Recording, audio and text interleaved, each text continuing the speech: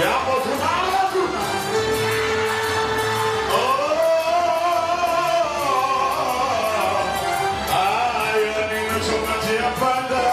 Pale mlangoni kwangu kafanya zangu za kazi fanye nyumbani kwangu imlogeze mapenzi akolea huyo wako asipate usingizi mpaka akilala kwako nionyeshe nyumba sheda